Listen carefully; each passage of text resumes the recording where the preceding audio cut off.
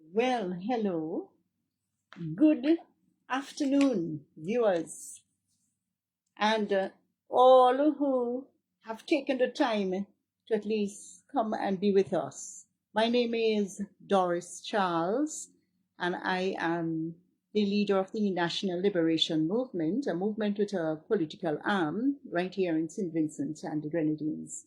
And once again, we greet you in the wonderful name of Jesus the Christ, who was aligned or who advocated for social justice issues.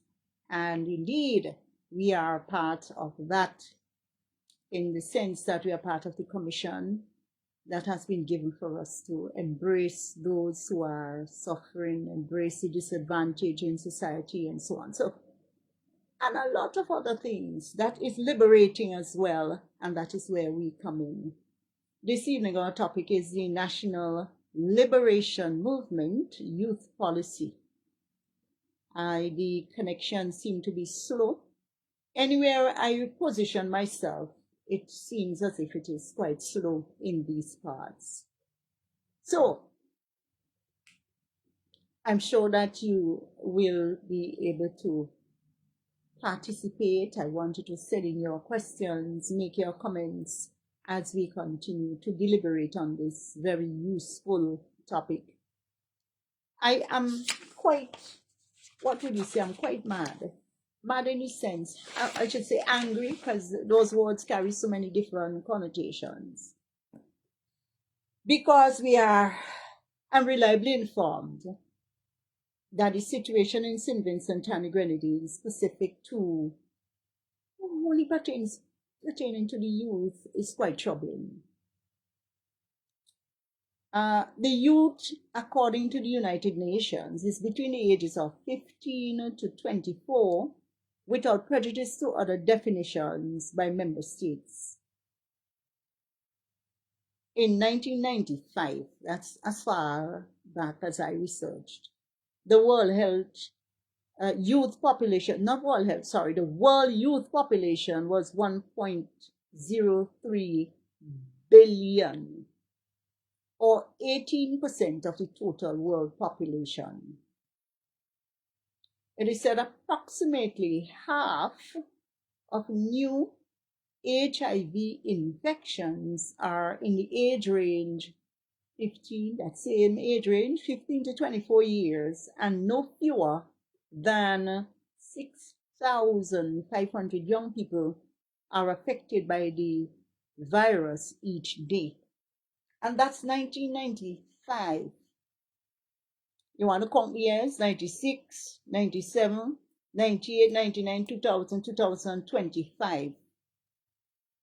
I'm sure that that figure is higher. And the percentage, of course, obviously is higher. It is also said that 76% of young people between the ages of 15 to 24 years are living with HIV. And these are who? Females.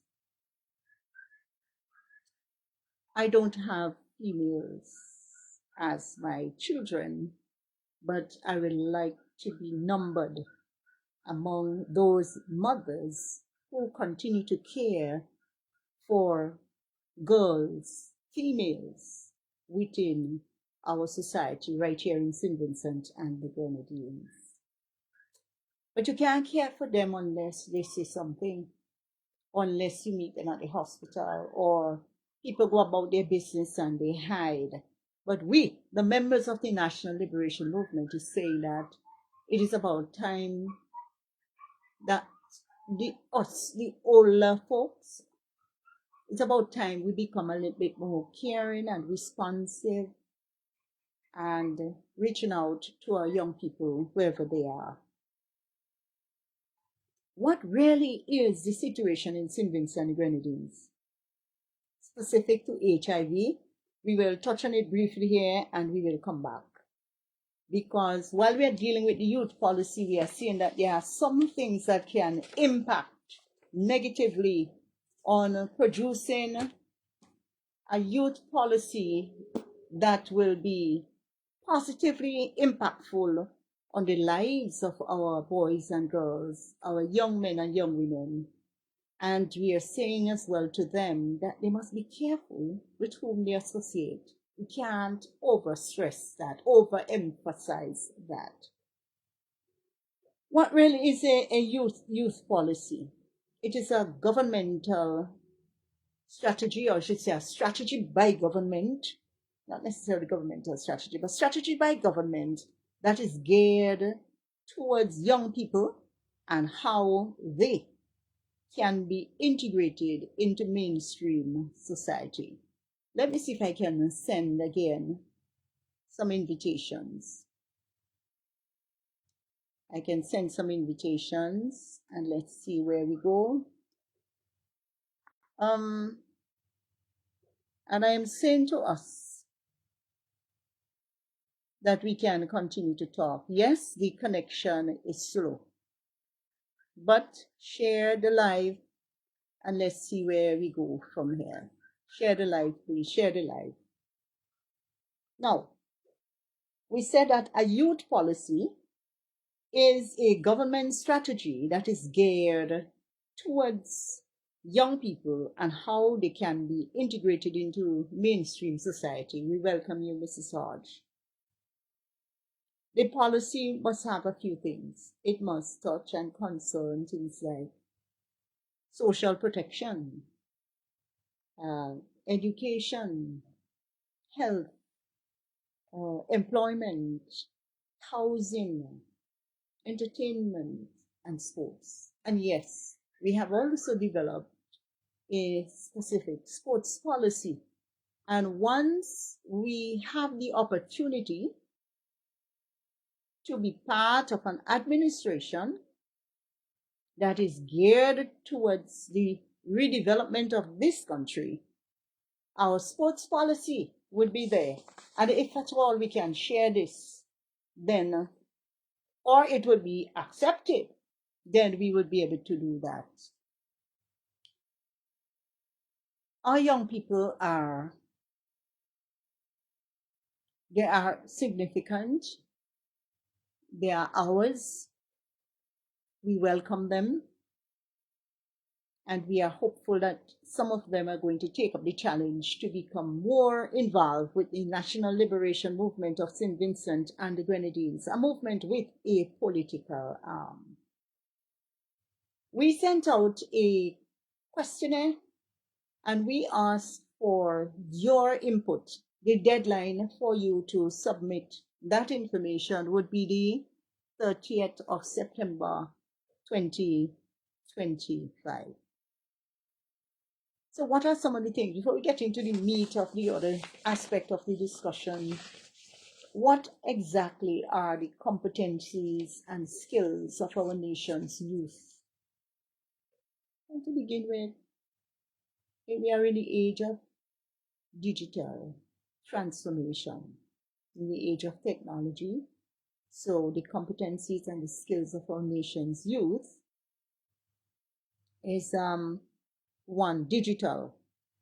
We hear about, yes, technology, but we also hear about cryptocurrency, and we hear about all these other various types of information on the digital platform. And I'm sure that our youths, many of them who would have had the opportunity to pursue this subject area, are well equipped.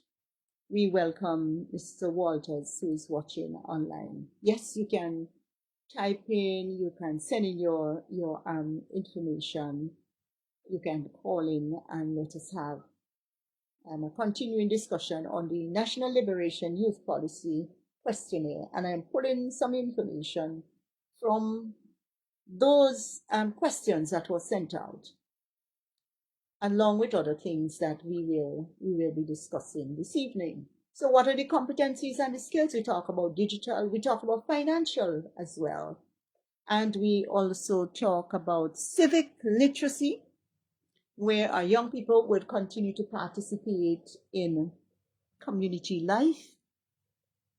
Many of our young people are critical thinkers, so they understand right from wrong, and they go beyond just understanding right from wrong. It is said that knowledge is power, but I like to add this, that the effective use of knowledge is power. Problem solvers. Some of our youths are problem solvers. Some of our youths are communicators. Some of our youths are collaborators. Some of our youths understand financial management.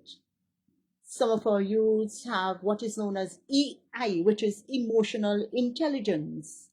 Some of our youths have perseverance or resilience. There's a word I'm borrowing from my days way back at Teachers College. Stick with itness. The ability to stick to whatever it is that is said and done. They have leadership skills. They are creative. They are innovators. I have known or have met quite a few who would have created apps and games, and who would have created solar panels and they were using, in one case I saw some youths who were using some old CDs, the long ago CDs that we had. They were using those and were making solar panels. The sky's the limit when it comes to our young people. So what are the necessary support that our young people require within the labor market? If they have so many skills or skill sets, somehow they have to have an outlet to all of this youthful energy. And what are the necessary support? We must give them what is known as hands-on experience, through internships and apprenticeships. Also, they have what is known as qualitative and quantitative education. Then you have technical and educational training. Career guidance and mentorship are some of the support that young people would require to access the labor market. Share the live, share the live. You are listening, you are viewing the National Liberation Movement live stream. Every Tuesday and Thursday we are on this spot, coming live and direct from the beautiful island of St. Vincent and the Grenadines. So the next question is, why should there be social inclusion and attention being paid to the well-being of our youths in St. Vincent and the Grenadines? Why? And we're talking about youths on mainland St. Vincent as well as the Grenadine Islands. Mental health. Should there be social inclusion? Yes. This affects their mental health. This would be better. They would be better psychologically, socially. There'll also be a boost to their academic performance. Okay, yes, Mrs. Hodge, I am seeing that you are sending us some valuable information here. Say, our youths are the present and future of our community, our country, and our world. Well, obviously, because many years ago, we were youths ourselves, and our parents, some have passed to the great beyond, while others are aging. And it is so correct to say that our youths are the men and women of tomorrow or of the future. So that is critical. That's a critical point. The other thing is what we are asking from you young people, and you will write to us at NATION IBERATIONMOVEMENT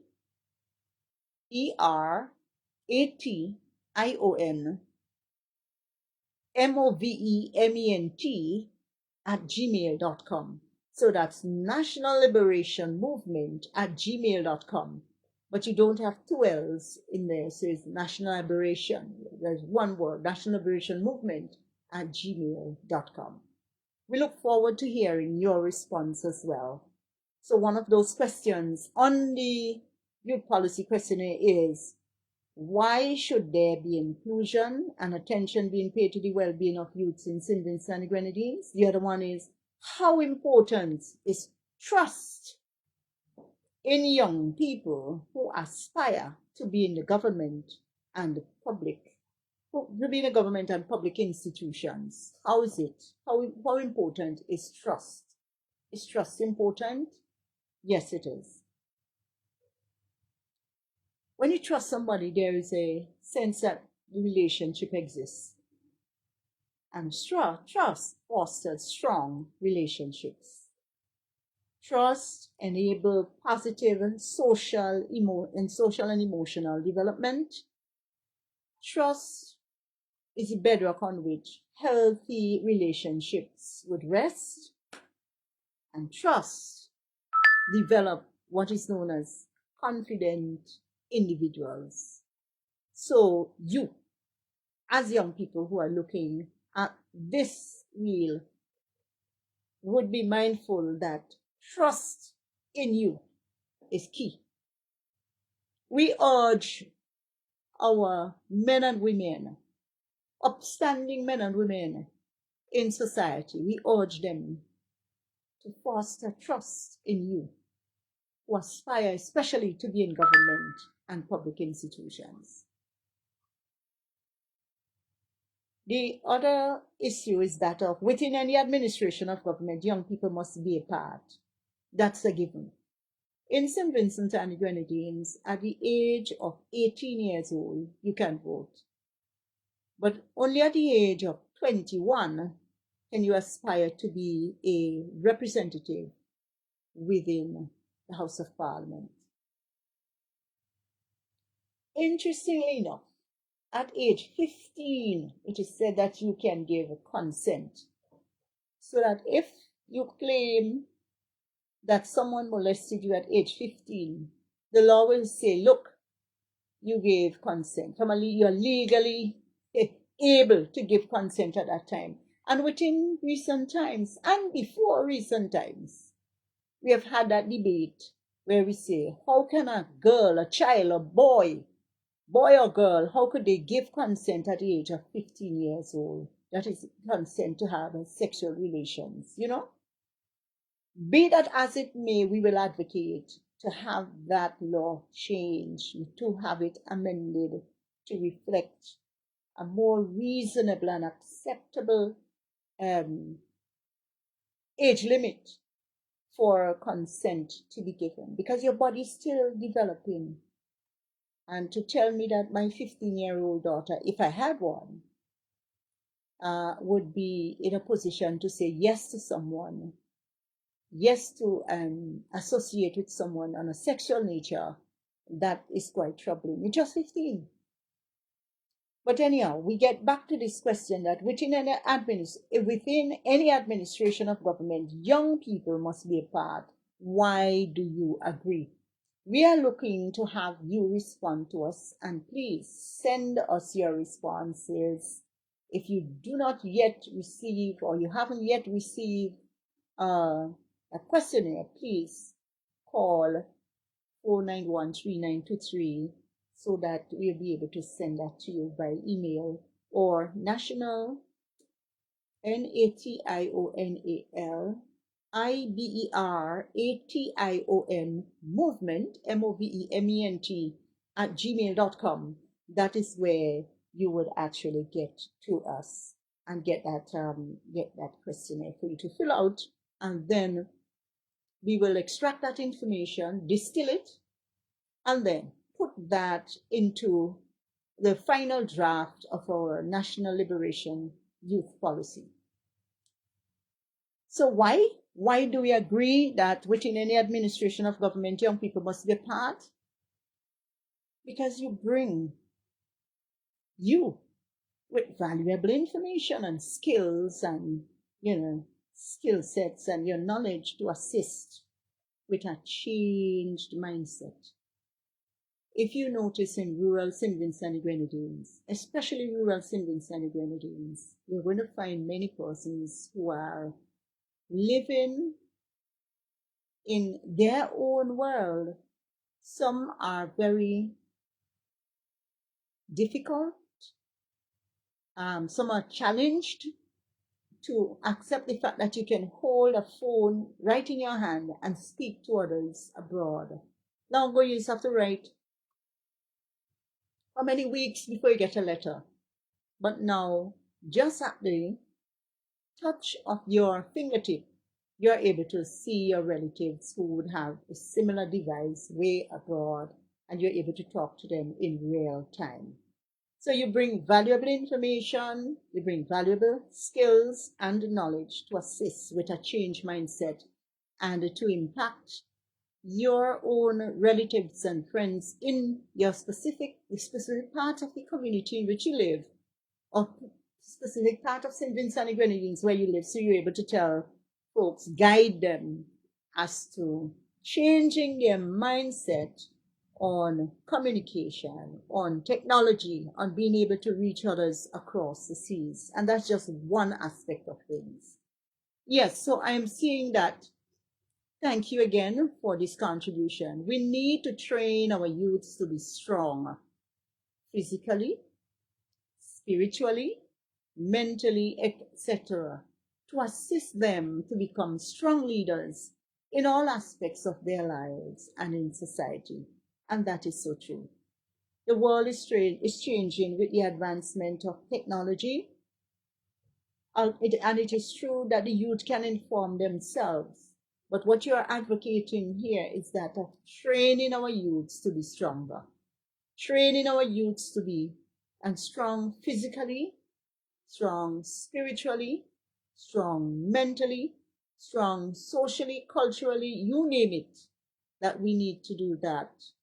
And as I was saying, that although some youths can inform themselves, I do not want to say that youths could train themselves in that sense, because their minds are still growing and they would need some sort of guidance from those who are within our communities, who would have had lived experiences and through trial and error. Somebody said the other day that parents were never sent to university to learn to be parents. It's a trial and error scenario. And so from our lived experiences, we'll be able to communicate to our young people exactly what is happening on the front of development, and development that will be positive and impactful.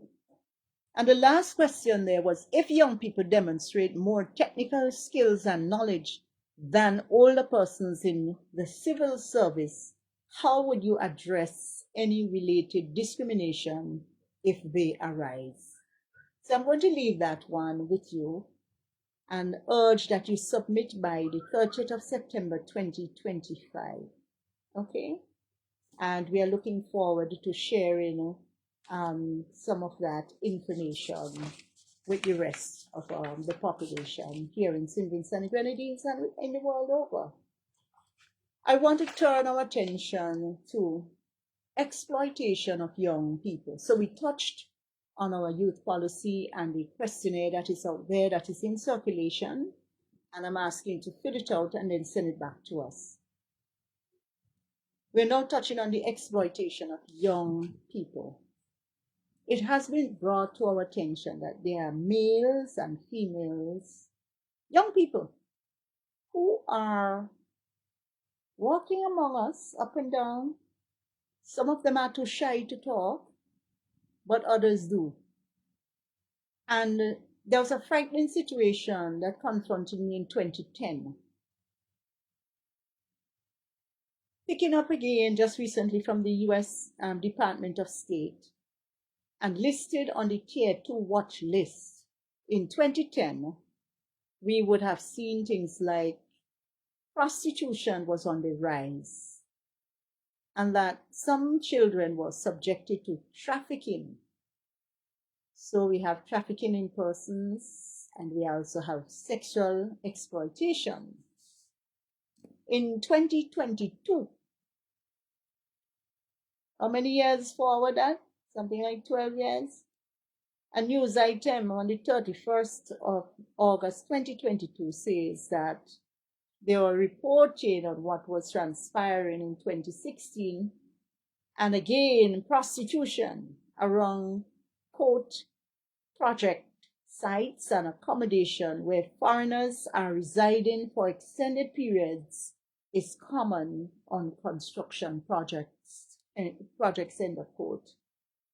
And I read some of the comments that were submitted, and basically folks were saying, well, prostitution is the oldest trade in the world because it was mentioned in the Bible.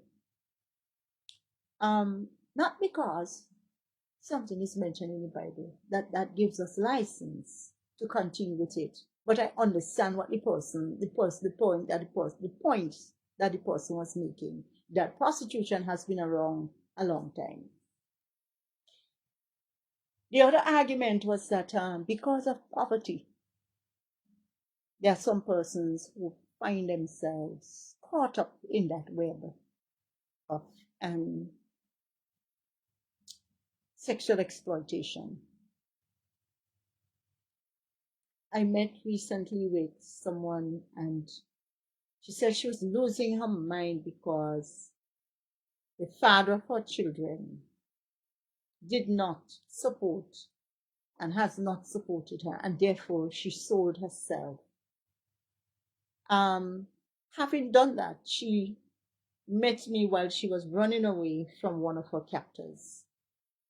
Yes, there are some people who may say, well, it may not go too badly with them if they pursue such an action. But I say to us that these are you who are consenting adults. That's a whole different something. But our young people finding themselves in those positions, that is quite troubling. Yes, thank you very much for your contribution again, Mrs. Hodge. You said also our youths are born in a technical age and they understood technology better than those of us who are older. And so hence, they are able to teach us, older ones, in this area. You're absolutely correct. Absolutely correct. I come back to the sexually transmitted diseases. And this focus is on reduction. The focus is on care of those who have contracted sexual diseases, sexually transmitted diseases.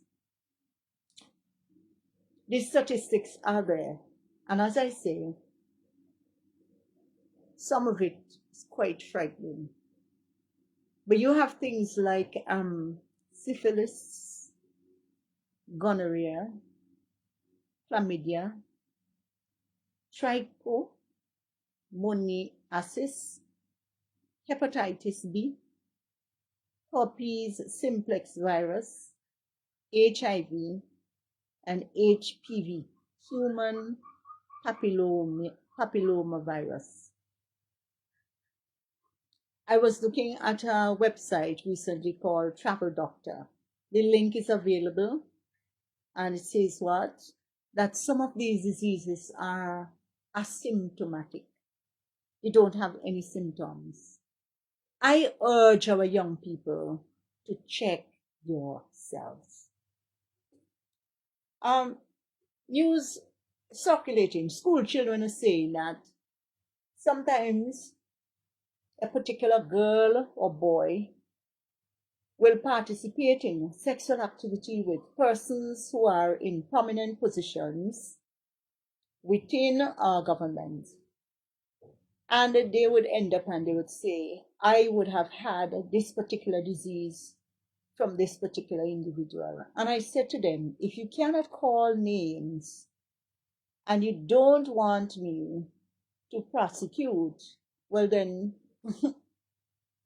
if you want me to prosecute, call name. Otherwise, you can't point fingers at those who you think or who you suspect may have caused the transmission of a particular disease. And you hear names around in the community.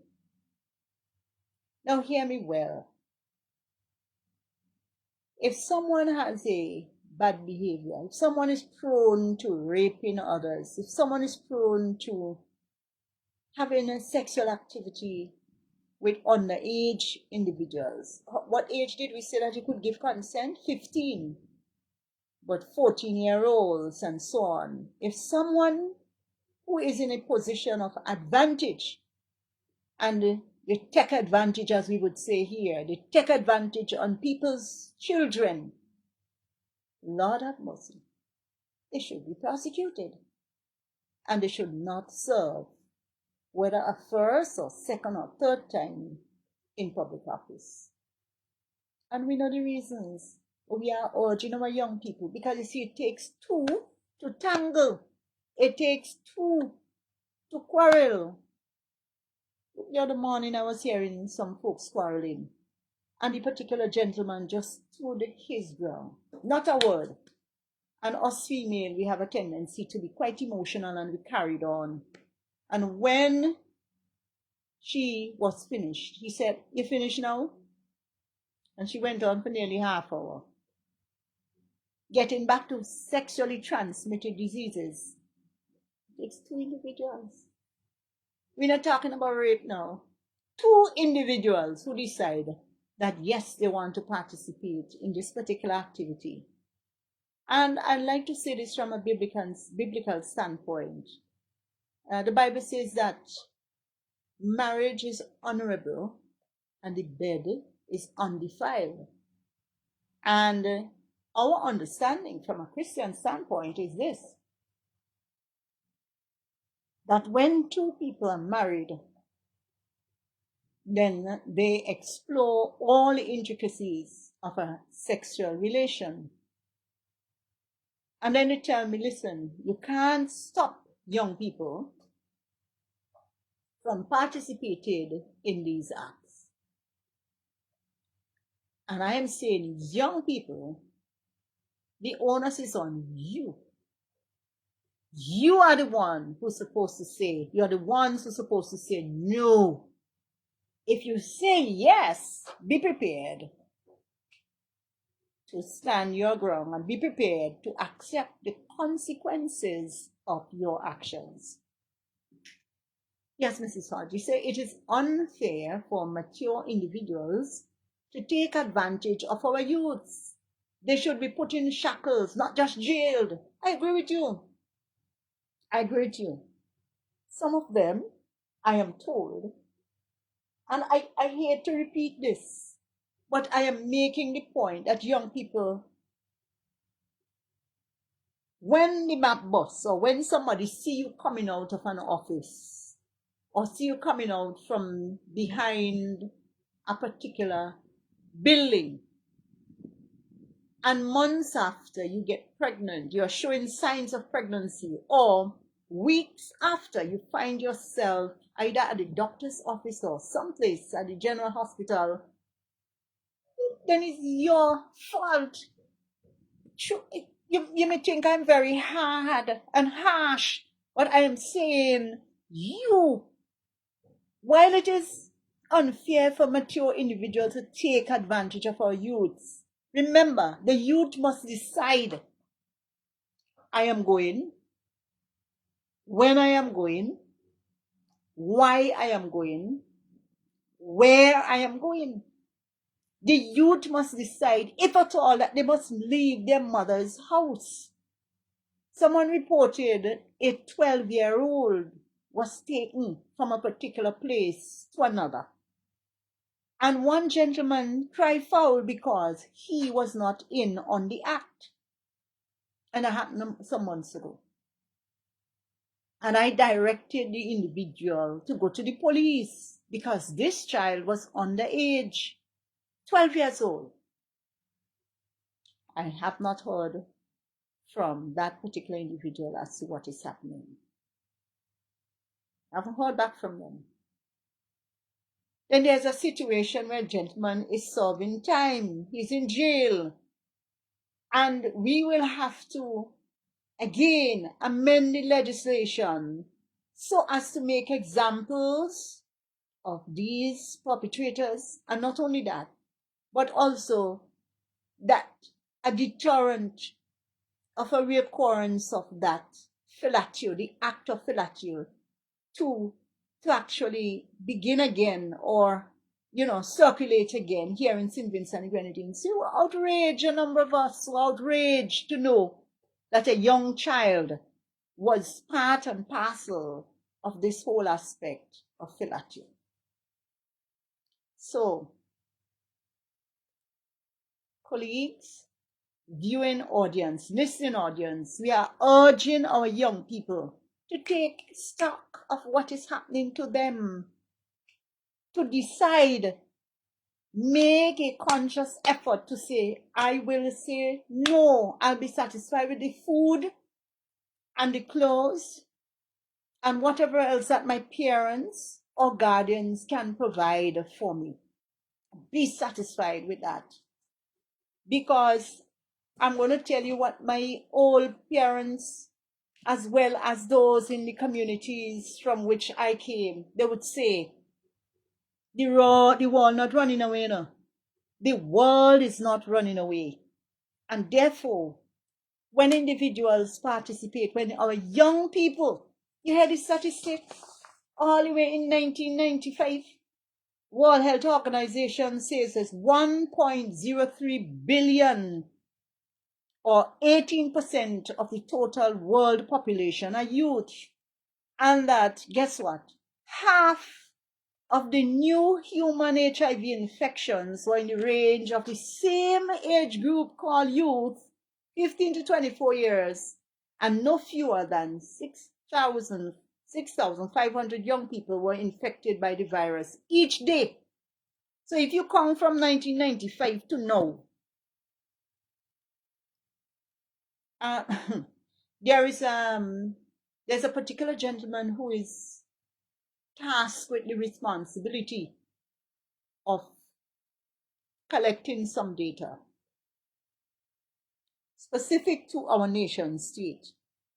And he's appalled because he's saying that there are underreported cases as well of HIV infected individuals here in St. Vincent. And I asked him what he mean by underreported. He says he knows. I asked him, how does he know? And he went on to say how he was able to sit and trace certain things. Whether that is so, yes or no, in 5 years' time here in St. Vincent and Grenadines, we will know, because our health system would be under tremendous pressure to respond to those young people who would then be much older, and they would be affected to the point where they may not be able to work. And this is a serious, serious situation. Real serious. Young people, I urge you to take care of you. I urge you to make decisions that are wise. Decisions that will save your life. Decisions that could impact your own family, your own sense of who you are. Now, thank you, Mrs. Shaw. You said God has given us as adults age and let's go again. God has given us as adults age and understanding to know better than to take away the innocence of our children or youths before they can understand what life is all about. I'm also hearing that a particular child went to a lawyer's office. Not these new lawyers, a lawyer long ago. And she climbed up, and she was still a child. He put 2 cob on her and sent her home and tell her the next time she do them stupidness, this is what is going to happen. So yes, so there are some adults who would grab anything. They would grasp at anything. Remember, if you're a consenting adult, it's different, than if you are an adult of age, big man, or, understanding. You have that knowledge. You have that to know better than to take away the innocence of our children or youths before they can understand what life is all about. I think last week, Mrs. Hodge, we were talking about some aspects of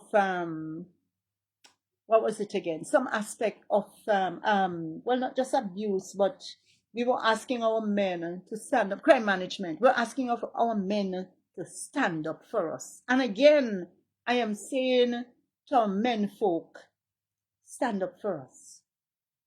Stand up for us. Stand up for your sisters. Stand up for your brothers. Stand up for your own children. Because you see, there are some men who are unreasonable. And they, well, I have 2 ears here that I'm hearing. They wouldn't want whatever it is that they do to other people's children, they wouldn't want that to be done to theirs. And they will get hopping mad to know that, hey, this is what is going to happen or is happening to my child. No way. But they participate in similar acts with other people's children. Have a heart. Have a heart. And these are some of the issues that are really and truly affecting us as a people. All right, so we move now to another phase of our discussion, and this has to do with young entrepreneurs in St. Vincent and the Grenadines. What we recognize is that we have young entrepreneurs among us, and several of them are in agriculture, fashion, tourism, and technology, and other fields too. And I'm saying we have not gone far enough. We need to make what is known as a change of strategy and to teach our young people how to make money. I have looked at news items from as far back as 2009, and every news item that I picked up, and I have all the links, $500 as incentive, $250 for how many students, $500, and it is as if there is a $500 culture that is dominating our youths. We ask the question, where is the source of that money? From where do our leaders get $500 to give to 1,000 students, or another $250 to give to 795 students on a regular basis? There seems to be a dependency syndrome, a culture of dependency on a $500 handout every time students is passed. The time students has passed a particular subject or subjects. Don't get me wrong. Let me explain. It is unsustainable. It is unsustainable for students. How many students last time? 1,600 and something passed common entrance. That's 2023. Let me see another 1,500 passed 2024. And another 1,600 passed 2025. The millions of dollars that is spent that way, in my way of thinking, I should say in our way of reasoning, in our way of thinking, because we have discussed this at several levels, is to create an environment of dependency on a source that is unsustainable. So you're going to have students who are expecting a $500. And why? I am wondering, is it a transactional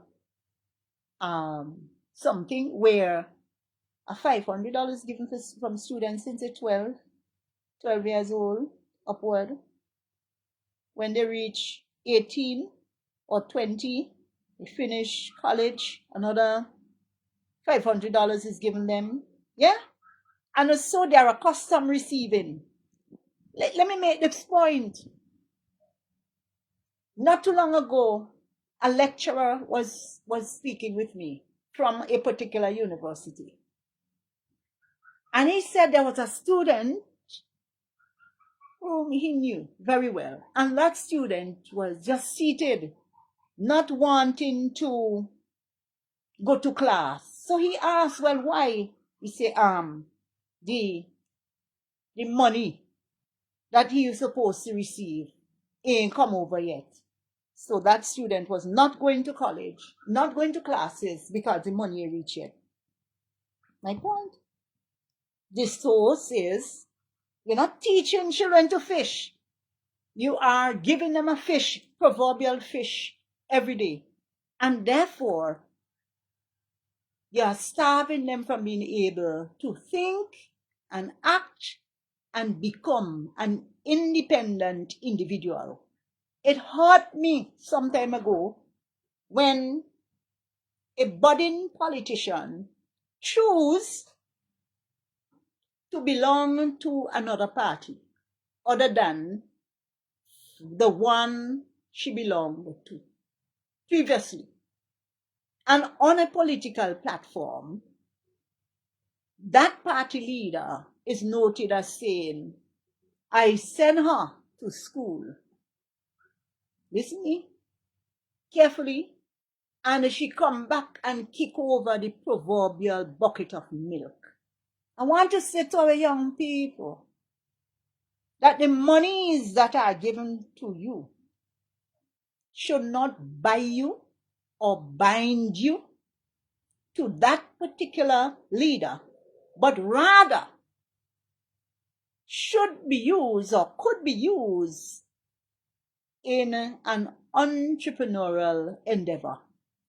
So that the $500 as incentives, you could secure a business space complete with modern technology and amenities and utilities, built or land space. We could turn the Camden Park area into allocated built spaces for young entrepreneurs, because when you teach people to become independent, they are able to think outside the box. And when you, the source from which the money comes, hurt them or hurt others, or if they just want to have their own way of rationally analyzing the world around them, they should not be condemned for thinking, because that's what education does, to expand your mind. And you are able to think differently. So you're not telling me that because you claim you send somebody to school, you only send a person to school, minister, you only send the person to school if you push your hand in your pocket. Because as far as I know, the last time we checked, loans or scholarships. And those ain't come from you, minister. They came from us taxpayers' money. Is it taxpayers of this country? And of course, a little return on investment, some of the investments and so on. Yes, and sometimes other countries give us grants and so. And let me tell the minister,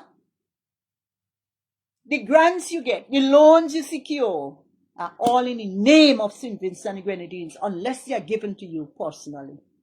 Yes, those of us, thank you, Mrs. Shaw, those of us who are in the public's eye should be setting an example of good, upstanding citizens, giving good advice and guidance to our youths, helping them to stay in the straight and narrow, avoiding early parenting, sexually transmitted diseases, and crimes. And you say all monies or gifts are given by the government is state money, which is true. So that's why it kind of bugged me when a particular minister should jump up and say of this budding politician, oh, she get over the proverbial bucket of milk. You go to university, you come back, you see that there are changes to be made. You have a right to stand up and be counted and say, listen. And you don't have to be disrespectful. You don't have to be hateful. You just say it as it is. Say, listen, the breadfruit tree down there, I recognize that where it is planted, it is a disadvantage to all the neighbors on that side. However, let us sit down and see whether or not we could get another breadfruit tree planted elsewhere, and then we will have to cut down that one. Negotiate, sit down, rationalize, talk, and see where we together will rebuild St. Vincent and the Grenadines. So I am saying the $500 can be better spent. Don't get me wrong, young people. Some of you do need it, but some again, I've heard of how that is being spent by some of our very young people. Those who are the recipients, some saying, if it is that we can reorganize that under the National Liberation Movement, places like the Center for Enterprise Development and others, envisaged, and possibly one or two other agencies or departments within governments can collaborate to have what is known as St. Vincent and Grenadines Business Hub. You're providing space, you're organizing some concessions, you're giving some sales pitch, you're providing business facilitation services to each entrepreneur, you're providing marketing tools, and you use the monies as incentives. Use the monies as incentives for youth entrepreneurs. And I'm advocating on behalf of the National Liberation Movement to turn the Camden Park Industrial Estate into a business hub.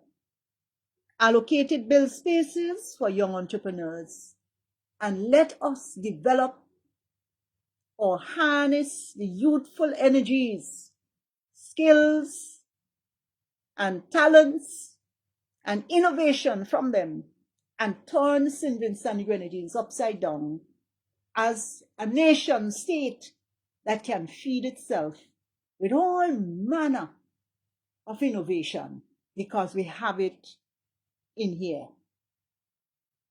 True, I noted that in 2022 budget, there was some financial support for young entrepreneurs, and that envisaged also within the news fostered growth of small and medium-sized enterprises, and that CD organized business counseling, business plan development and support, and so on.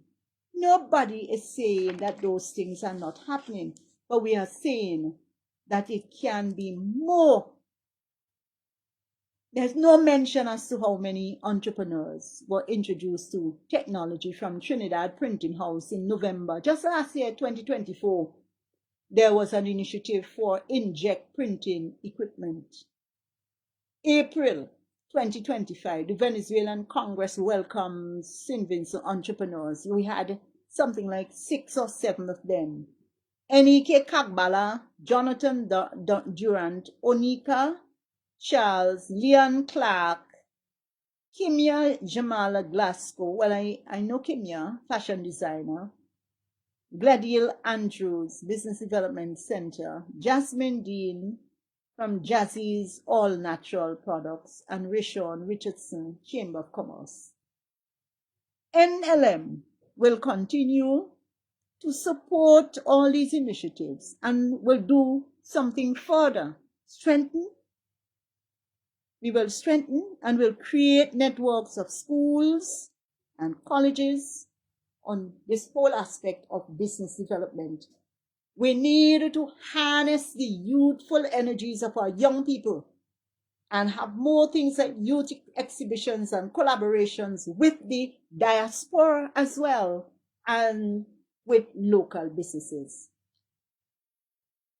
In agriculture, dried fruits and nuts, dried herbs and spices, flour from Dashin, yam, Tanya, baby cereal as well from those things, beverages, hot and cold, skincare products. There is a skincare beautiful company that is making strides. Juliana Noel of Black Orchid. This is in the news. Michaela Bacchus, Glam Skincare. That's in the news. These were green, what do they call it? Green entrepreneurs, but they pull the word together, and green entrepreneurs. And this was a project that was funded by Qatar Fund for Development in 2023. Yes, Mrs. Ajay says it is the duty of all government to help to encourage all its citizens to be productive as much as each person is able, whether the individual voted for them or not. And that's my point, because sometimes you're hearing all sorts of terrible comments and so on. And I have witnessed something myself where persons were supposed to be given a particular scholarship or sent to a particular place, and one call from a particular minister changed the trajectory of the lives of those children for good. That cannot be right. It cannot be right, because it could have been my children in that situation, when it comes to those issues. So I'm saying you're looking at two sides of the same coin. You hear people say, when we get in there, we go do this to them, we go kick them off and so on. When will it stop? When will it stop? Some report and re-emphasizing it is the duty of all government to help encourage all its citizens to be productive as much as each person is able, whether the individual voted for them or not. Because you keep hearing things like, oh, it is a particular led government. Right, so you win. I remember my father was talking about the days when Joshua won. He will go downtown, shake the opponent's hand and say, no, let's get back to work. But that is not happening. And that is what is fought in our St. Vincent, our blessed land. St. Vincent, land is so beautiful. With joyful hearts, we pledge to thee our loyalty and love and vow to keep this land true. And we be true to this land. This is our home. That is what I am advocating for, a change in the right direction. We could have things like vegan ice cream, vegetarian foods, create our own biscuits. You know the amount of entrepreneurs that currently exist in St. Vincent, and more can come on stream. And we have the raw materials here. And I think, who was it just recently was saying that St. Vincent and the Grenadines, it can become the breadbasket of the Caribbean. Our import bill, high. And we have lands. Recently, I'm coming up the road, walking among some of the young people. They say, "Bo, look over there on the rock side. You know, think we could do something if you climb up that side so." Eh? But all we're doing is just to sit down and decide, okay, Tommy going to give me 50. Mary going to give me 10. And together, I go see how me go make that do. And then next month, I'm still waiting. We have got to change our fixed mindset to a work mindset, and say no to those who want to keep us in a position of dependency, and decide, well, okay, only when I give you something, then you would be able to move. And I want to say something that I heard recently from an old man. He said, "Hey, no, who feed you own you." That's what he said. He said, yeah. Who feed you own you. I said, none go so. He said, me I tell you, who feed you own you. And I sat back and I started to think about that. Let me tell us, who feed us own us. We nearly finished the program today. Think carefully about that, eh? Think very, very carefully about that. Who feed us, own us. Brothers and sisters, ladies and gentlemen, we need our young people to contribute effectively to our democracy and for them to participate in the decision-making process, to be, great politicians as well. We are encouraging you to come on board, 21 years and over, vote for the National Liberation Movement. I'm Doris Charles for the constituency of South Leeward. I am speaking tonight in Vermont and continuing to have a schedule of days, about 10 days we are within the constituency, and I'll be speaking on various topics. And let me tell you something.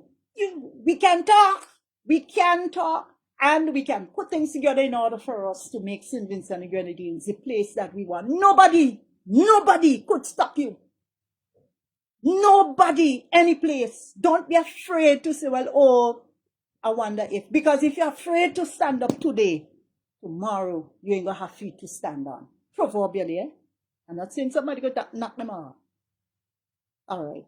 St. Vincent land so beautiful, so true, my sister. Praise God. You say, but the people who live in the breadbasket want the American processed food instead. So true.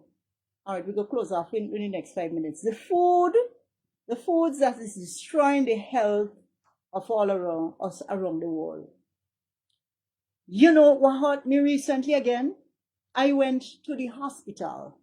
Just for a random, what was I there for? I think that time I went for a random blood test and everything was fine. And I passed and I saw 3 persons I knew very well. Amputees. I had to stand up with my mouth. You know what I mean? You don't hold on your mouth. I said, wait, what's going on there? People's foot get cut off. Why is that? I am told that we have a big fanciful word. I remember the word now. It escaped me, but I will bring it again. Where we are eating foods, as Mrs. Hodges is saying, we are eating foods that are highly processed, and those foods are affecting us. Long ago, we eat breadfruit, dasheen, and banana. What else again we used to eat long ago?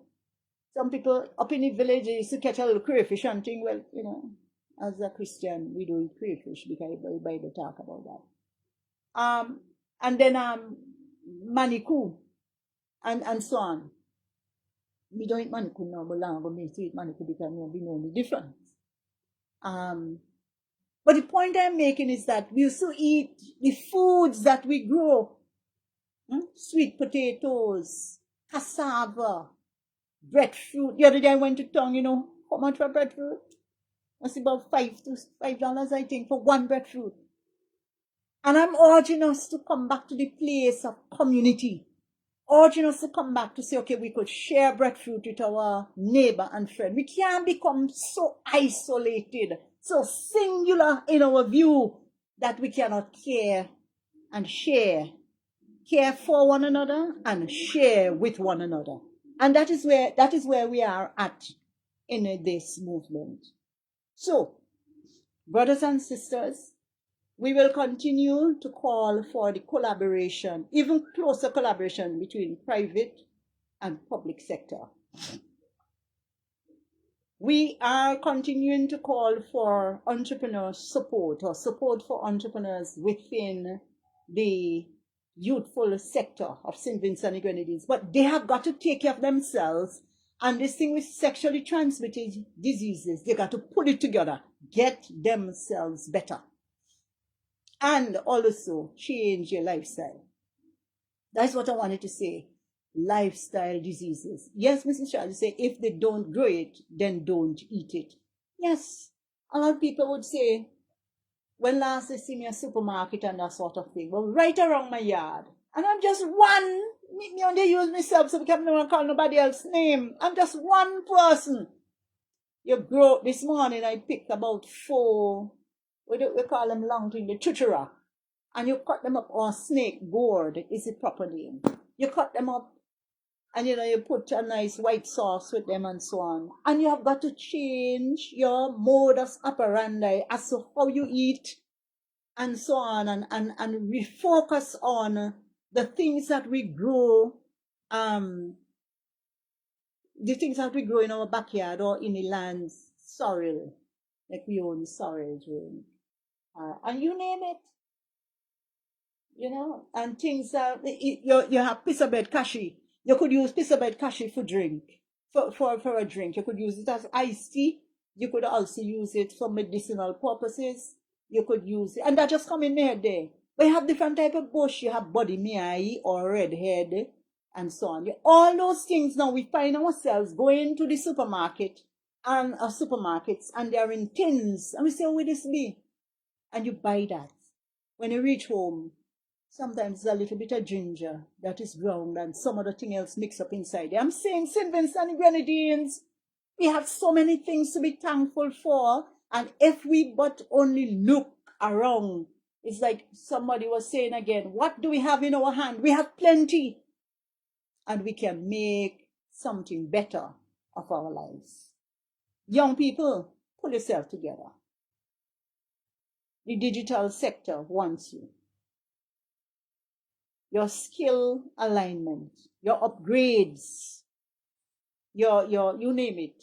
Our old men and women who are carpenters and masons, they will have to be upgraded within the technical vocational sector, and help us to understand how best to become more experienced and more qualified in the installation of machinery and so on that are now being imported into St. Vincent. The point is that all around we can do better. Don't make a politician fool you and tell you that they have bought you. You cannot be bought.